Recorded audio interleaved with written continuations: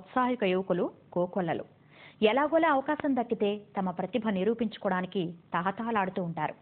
టాలీవుడ్లోనే ఇలా ఉంటే మరి హాలీవుడ్లో ఛాన్స్ దక్కించుకోవాలంటే ఎంత కష్టపడాలి? అయితే అది సాధించాడు మన తెలుగువాడు.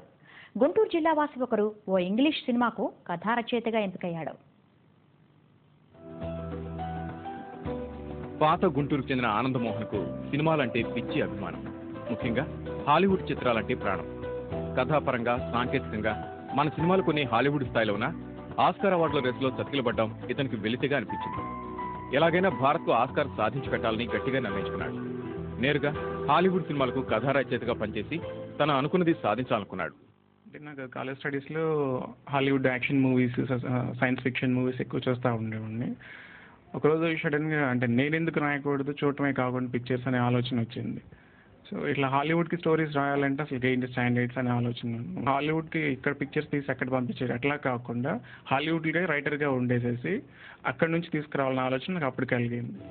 హాలీవుడ్ చిత్రాల తీర్థనులు గమనించి వాటికి అనుగుణంగా తన కళానికి పని చెప్పాడు.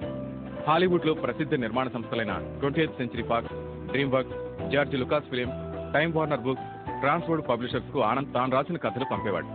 అటు నుంచి ఎలాంటి స్పందన లేకున్నా పట్టువదలని విక్రమార్కుల్లా మళ్లీ ప్రయత్నించాడు. 10 ఏళ్లుగా ఇదే పని. చివరకు ఆనంద్ మోహన్ కళ నెరవేరింది.